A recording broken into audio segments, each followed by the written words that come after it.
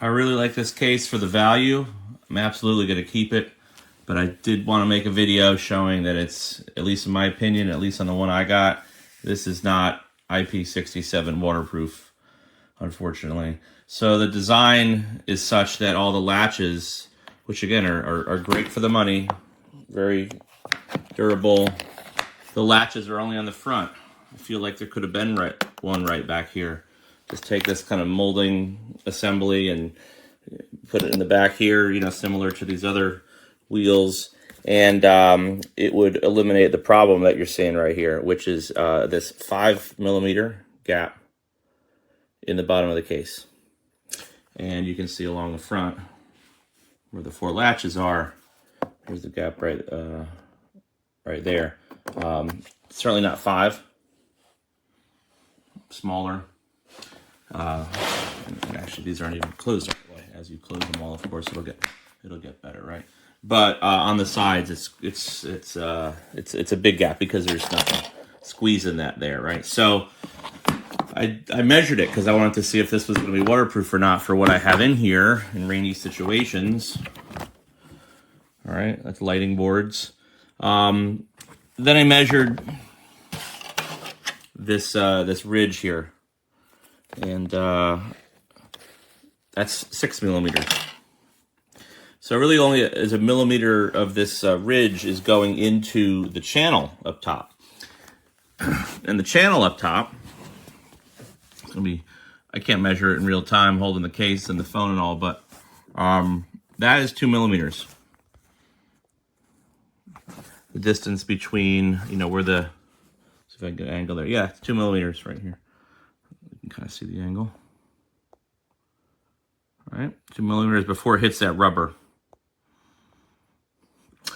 So, I drew a little diagram. The 5mm exterior gap, the 6mm ridge, 2mm gap until it hits the rubber. And then I went ahead and grabbed a nice silver Sharpie, which I love. And I'm definitely keeping the case, so I got no problem writing on it. But I really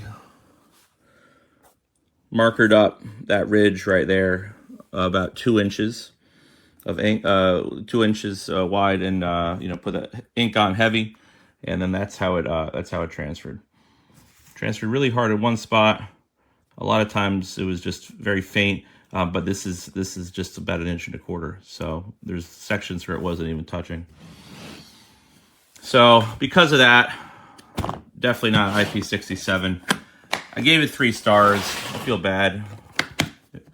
Maybe I'll say 4, just for the fact that it's such great value. It really is great value, absolutely great. Because I was looking at Pelican cases for like $300, so for 100 whatever, this is great.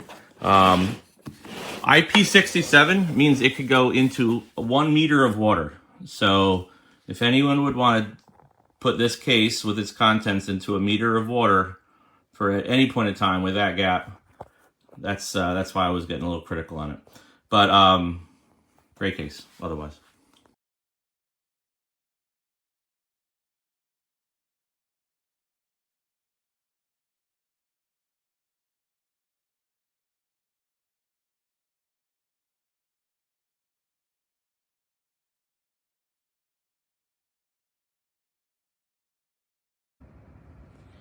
All right, let's check out my VEVOR case here.